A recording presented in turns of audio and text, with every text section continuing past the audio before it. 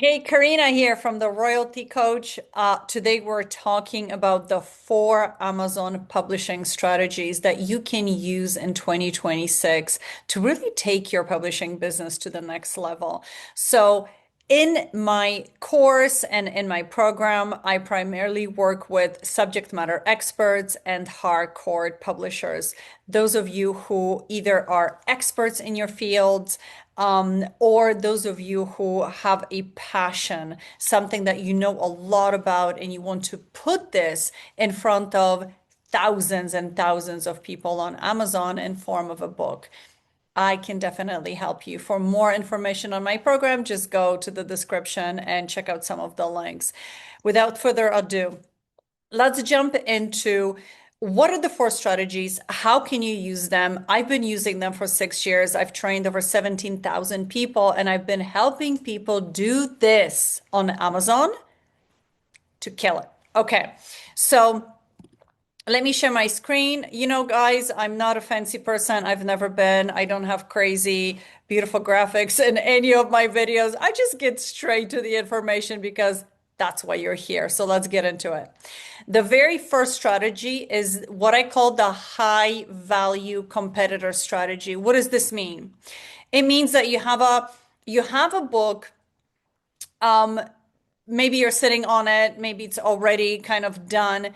The idea here is that you create a book or books, right? If you're that serial publisher, that are better than the competition.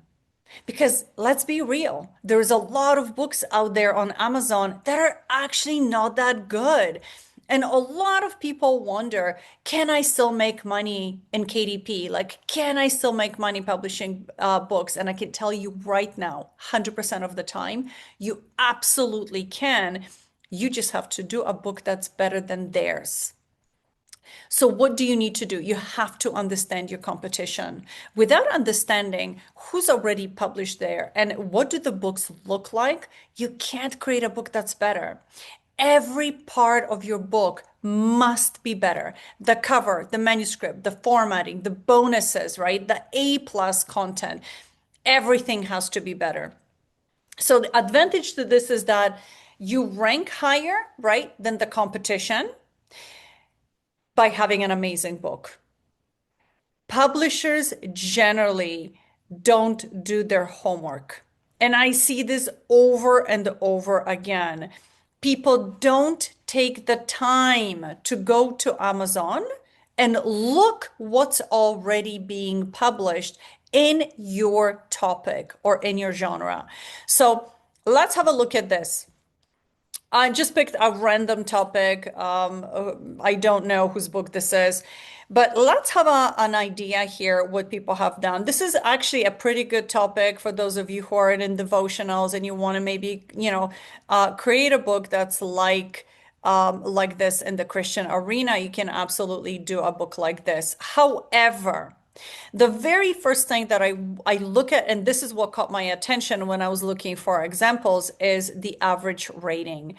This is not a good idea, right? When your average rating falls below 4.8, 4.7, you begin to get killed on ads. So granted, this person has only 15 reviews, they could get more reviews and, increase this average rating. But if they don't, this is going to really hurt them.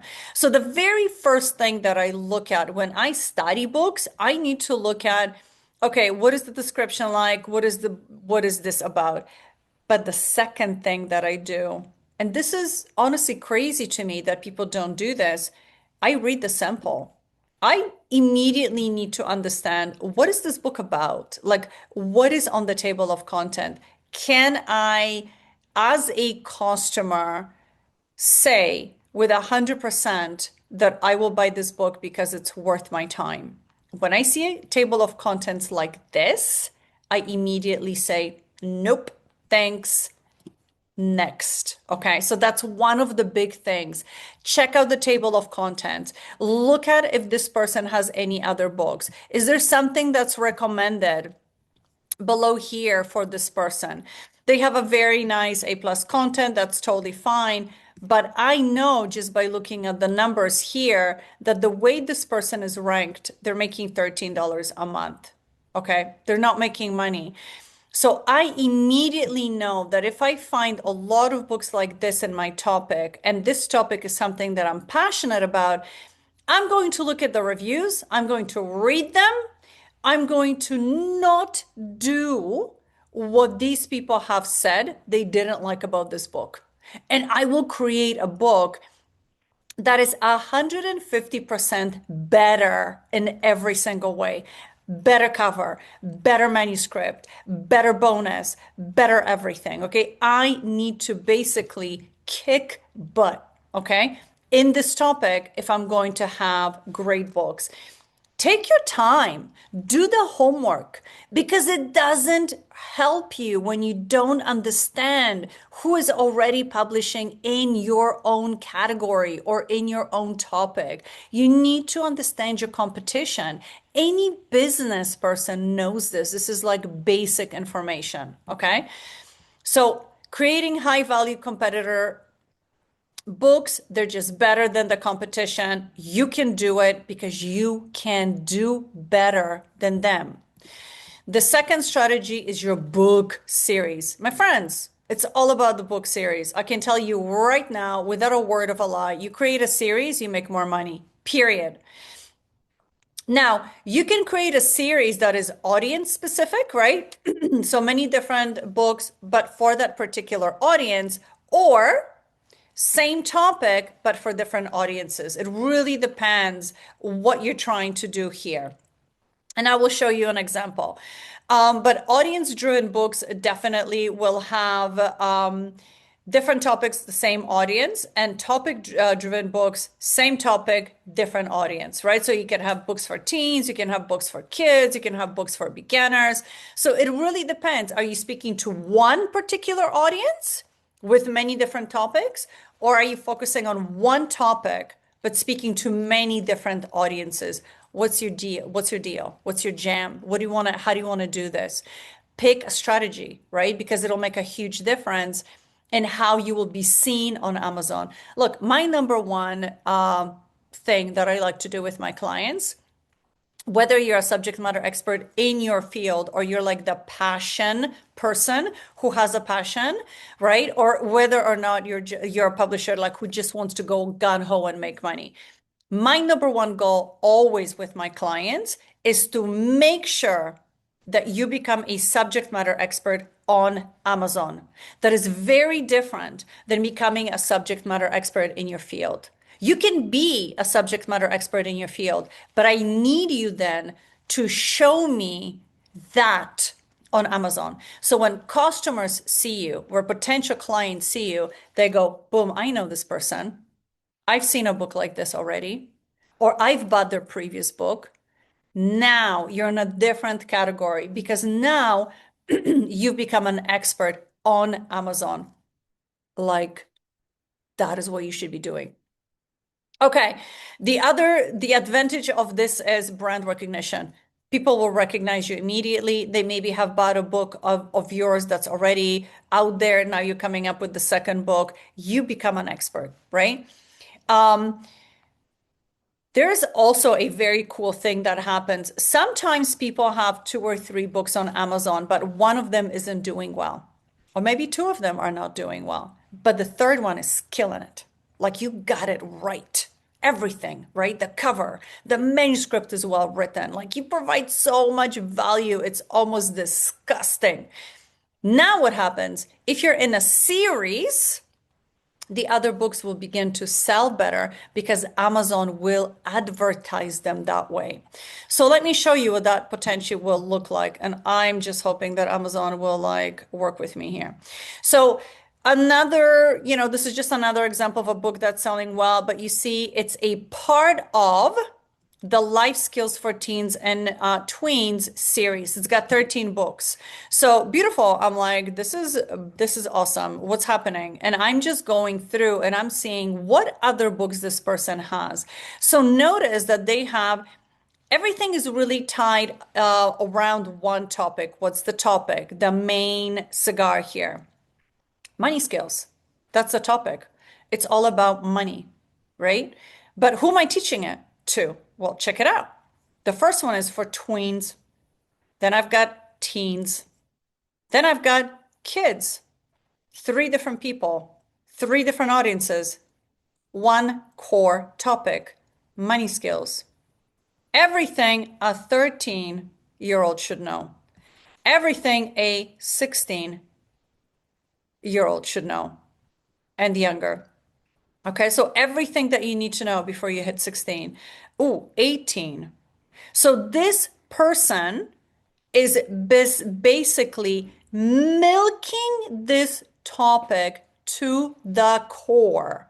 Literally, literally. They even have a 3-in-1, which is their probably bundle. If we look at it, we will know in a minute. And then you've got Essential 3-in-1, another bundle, right? So you've got boys and girls here, this bundle here, you've got boys and girls tween, boys and girls teen. Guys, I mean, are you seeing how you can milk one particular topic? I mean, you can exhaust it, right? All you need is ideas. And how I want you to look at this is like this. Look, this book here, their average rating is 4.6. Not the best, huh? Not the best. 165 reviews. Okay. Then I scroll down. This book actually rates better. Average rating 4.7, only 48 reviews. So not all books are equal. This one, 4.8, but only 83 reviews. This one, though, is killing it, but the reviews not the greatest, but they are killing it on the reviews, which means this book is selling, most likely. If yeah, I would have to look at the actual money. But what Amazon will then do is I'm hoping that it will show me something here. So let me go back to this book. Boom, there it is. Amazon, look at that. Frequently bought together. This book, and by the way, this book.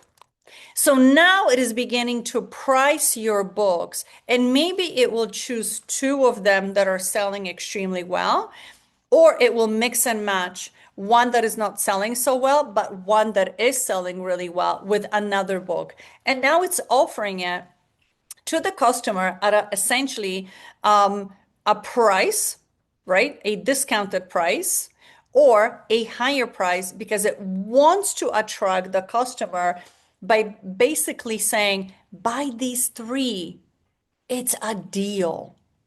That's how you can get the other books that are not selling to sell better. Okay. So that's an awesome strategy for those of you who are like, I need to do a series. My friend, that's my favorite way to publish is a series. Absolute favorite. Okay. My other favorite way is brand recognition. This is almost a must because if you are a subject matter expert, so I'm talking to the experts in the fields that you're in right now. So maybe you're a teacher, trainer. Maybe you have a system, a formula, something that you've been teaching for a long time. Maybe it's something that people are using and they know that if they're not using that thing, they're going to work 3 times as hard. But if they use your formula, they are in the clear. Like life's good. Okay. This is where a brand becomes super important. The other way that I use a brand is if I want to set myself up as an expert on Amazon. Okay. I maybe don't, I'm not an expert in my field. Maybe, like I don't really have a formula, but I want brand recognition on Amazon. I can absolutely do that. So I'll show you a good example of a brand recognition. So this author's been around for a really, really long time. And you can tell that he has also something that I call essentially a series. But if you look at his quick start guide, it's a brand that's very recognizable. It's a quick start guide. It's on every single one of his books. So if I come in here and I have, okay, I can see that I have 3 books in this series. He's been around for a really long time. You can tell that He's got a lot of reviews, right? Like his rating is actually not the best, but he dominates here because he's been here for a long time and he has pretty good books. And all of his books are branded. Quick Start Guide, Quick Start Guide, Quick Start Guide. And I think at this stage, he's also actually trademarked as well. So I always will advise to every single one of you who's publishing on Amazon, check some of the trademarks so that you don't get yourself in a situation where you're using a name or a brand that's trademarked.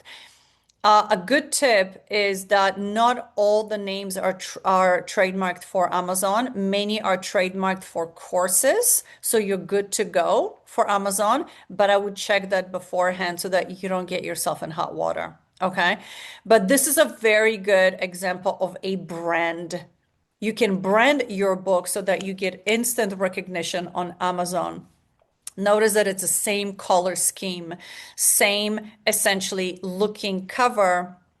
All he's doing is he's exchanging the images. I will say the cover is not a great cover.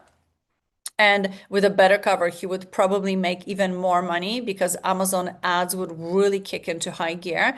But because this guy is super solidified here on Amazon with his books, he doesn't really have to worry all that much. Okay. But you do.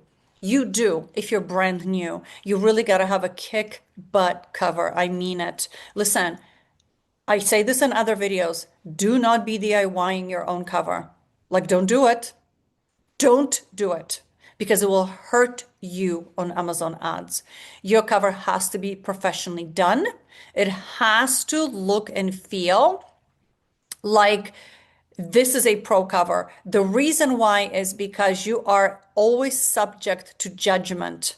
Okay, this is just human psychology. People will judge the book by its cover.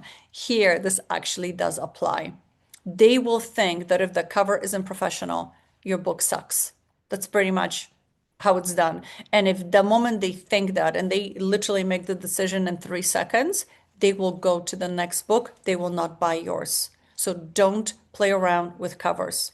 Okay, but that's another great strategy where you've got a brand, same color, same look and feel on every single book, highly recognizable. If I come in and I put in this topic, real estate investing, like I did here, boom, I can tell you right now. Let me come out of Kindle and go back up to books. So if I come in here, I can look at all the real estate books that are here, but the ones that really catch my eye are the ones that are branded. Look, here's another great example, okay, of a good brand. So you see this guy's right here. How much is he making? He's making about 13 bucks per day. So he's doing well, right? And that's just on one book. If I come in here, I have another branded book. Let's see what of a job. Look at that. Brand, different color, same look and feel. Are you getting it? Different color, same look and feel. The covers are branded. It's a brand. 4.7 rating and 4.8 rating. Dude, I can tell you right now, this person is doing well. Okay? Okay, the next strategy is bundles. Love bundles. Why? Because I will generally always have a way in with another product to my existing clientele. So I published a book one. Maybe the second book is a workbook or a journal. That's generally how I will do a bundle. Okay. First book, 30K. Second book, 30K or less. Okay. We don't want them to be massive because it's going to hurt us on pricing, which means we have a 30K book, but the second book is a workbook. Maybe it's 15K, maybe it's 20K, right? Whatever it is. K means thousand. So I've got a book and a workbook, book and a journal. Great way to offer this to the customers. Okay, it's 2 in 1. It counts as a third product on Amazon. So you have to publish book one, you have to publish book two, and then the third is your bundle. you're bundling the first two together. Okay. Sales, they piggyback off of each other. So you've got now you're giving your customer a third choice. They can buy book one, they can own buy book two, right? Which could be your workbook or journal, or you can bundle it together and now you're offering it to them as a two-in-one. Fantastic way to make extra sales. And it takes no freaking time at all, man, because they are already ready. They're already in existence. So all you have to do is combine them into one, right? It's cheap, it's quick, and it's pretty easy. The tip here, Amazon will discount it. They will offer it to your customers as an additional product. And sometimes a customer will buy the first book, the second book, and then the bundle together. This happens to me all the time with my bundles. And I don't have that many bundles because I really just kind of got away from it, to be honest. I started to do a lot more series, but I'm going to get it back into bundles because bundles make money. So if we look at this book, I'm curious because I feel like this is a two-in-one. This is a two-in-one. So if I read the sample, I just want to understand what is the two-in-one situation. So I'm getting two books in one. Okay, great. Okay, I'm getting a download, the audiobook version for free. So that could be the bundle. So I'm getting part one, which is the power of real estate investing. And then part two, how to close your first deal in 7 steps. Boom, that's the bundle. So probably the second one is pretty big. Let's check the number of pages so that we understand how big this book is altogether. This book is 300 pages. Okay, so it's a pretty big book. And what is it priced at? $27. So look at that. For $27, 300-page book, they're making probably over $6 in royalties. They're doing well, man. This is exactly what you could do. I have an example of another bundle right here. Shadow workbook and journal. So they don't have a 30K book the way we would do just a book. They have a workbook. That's even better. They have a workbook and a journal. Two-in-one, right? So let's see how big this book is here.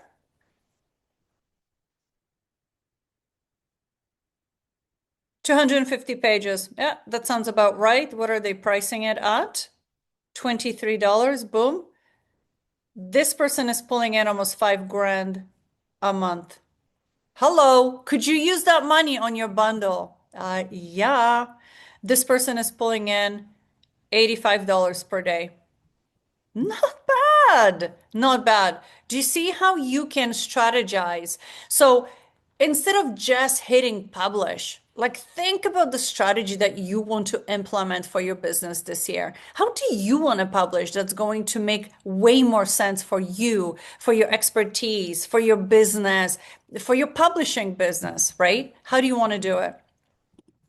The fifth strategy is not so much the publishing itself, it's how you price your books, right? Because this is always a question that people have. And how do I price it? What do I do? So the beautiful part about doing this book price ladder, right? So like you're pricing it at a low price and then you're working your way up. So for ebooks, for the first month, for my clients, because of my particular strategy, we price the book at 99 cents. We're just trying to kill it on downloads. Okay. But for your paperback, you can absolutely price it like this, where the first let's say the first 2-3 weeks is at $9.99 for your paperback. Then week 4, it's at $12.99. Then week 5 is at $14.99. Or you can keep it for the first month at $9.99 because you're trying to generate as many sales and as many essentially downloads for your ebook as you can in the first month. And then starting week 5, you raise it. Week 6, you raise it. Week 7 plus, you raise it. So it really depends on how you want to stagger this. Honestly, there isn't a right or wrong way. It's more what's the strategy that you're trying to implement. I have a very specific strategy in terms of my launch and how I launch my clients' book. So I honestly, I use my own way of price staggering because it really works with my strategy. But you can do it however it feels right for you. Okay. But that's a very good way to spike the algorithm, get volume sales right at the beginning. You rank higher, which means you stay on page one for as long as you can. You're not messing around with the Amazon algorithm. You're trying to get the algorithm to help you, to push you in the right direction. Okay, so you get that quick start. And then the final thing is just commitment to standards. Look at, you have to choose what kind of publisher you're going to be. Are you going to be the AI generating high volume, low quality? Because that's a strategy. Or are you going to create high standard books, right?